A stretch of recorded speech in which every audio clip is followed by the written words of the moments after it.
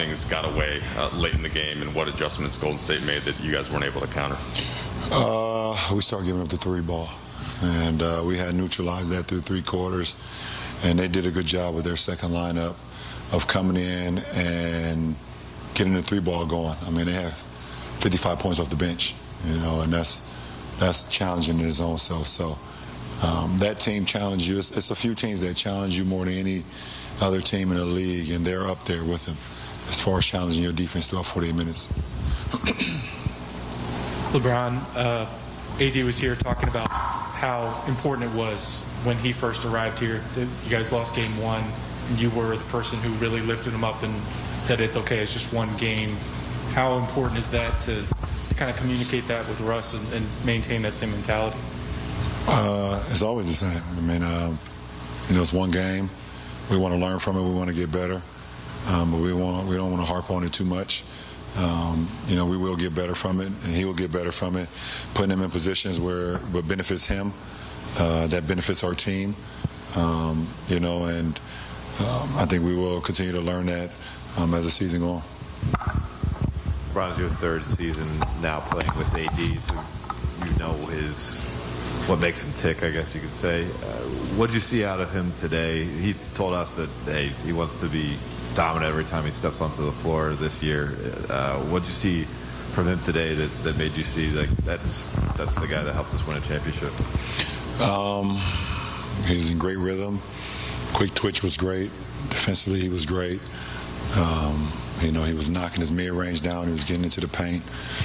He was doing what we've grown and what I've grown accustomed to seeing AD do throughout the course of his career, and also just obviously out of the last 3 years just being his teammate.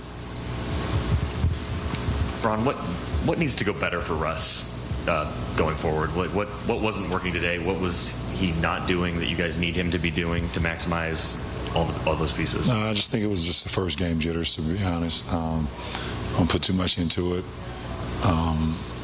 Just probably was a lot just going through his mind, just being a kid from LA and, watching the Lakers growing up, and then, however many years down the road, now you're putting on a Laker uniform and you're stepping into Staples Center, and you probably had, I can only imagine how many friends and family have contacted him over the last 48 hours wondering if they can come and see his first game as a Laker. Those things, those demands and those asks and those things will quiet down as the season go on and on. So not worried about Russ at all. He just need to be himself and not worry about the outcome.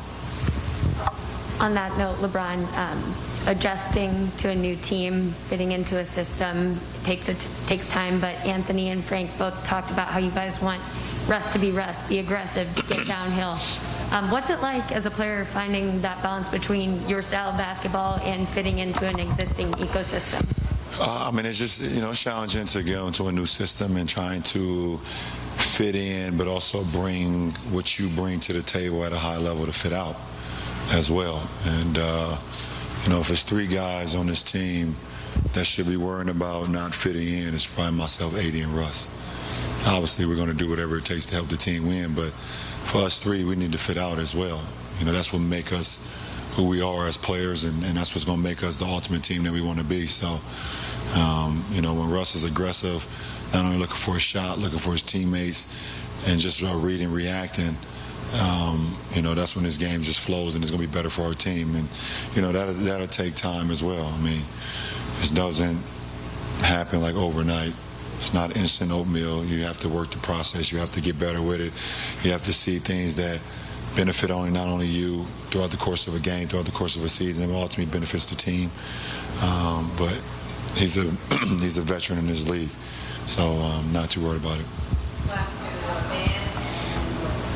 LeBron, you guys lost a lot of the players that you counted on for kind of on-ball defense through transactions and stuff like that. The Warriors were able to kind of get into dribble penetration, especially in the second half, and get you guys into rotation and chasing possessions. How important is it going to be for this to be, I guess it's true with every team, but particularly with this group, to be a team defense, to be kind of... No, we've always been team defense and cover for one another. And, like I said, we lost 2 of our, guys that we counted on for on-ball defense and AC and KCP. But it's always been team defense. It's always been, if something breaks down, how can we cover for them? A lot of the mistakes that we made were just mental mistakes tonight.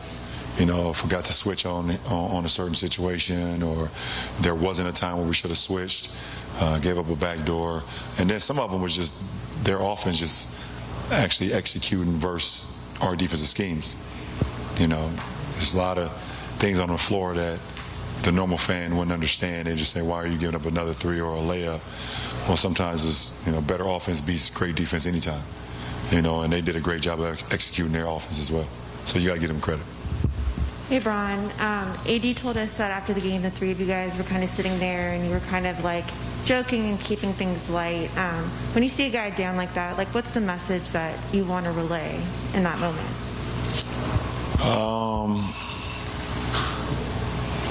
I don't know. I told Russ to go home and watch a comedy. Something that can put a smile on his face. So hard on himself. I told him, don't be so hard on yourself. It's one game. I understand that the competitor, I feel like you don't play well or play it to our ability, so I completely understand that as well. So, but I just don't want him to be so hard on himself. That was the one thing that I hopefully get through him or to him. Don't be so hard on himself. And like I said, he can go home. He's going to see 3 babies that he has. They might be asleep, but they would put a smile on his face. And he got a beautiful wife, family. So at the end of the day, you go home and you really like, okay, all right, it's not that bad. It's really not that bad. So, but we do look forward to, getting back in the film room, getting back on the floor on Thursday, seeing ways we can get better as a team, as individuals, and then getting back on the floor on Friday versus another tough test, another tough team in Phoenix. So.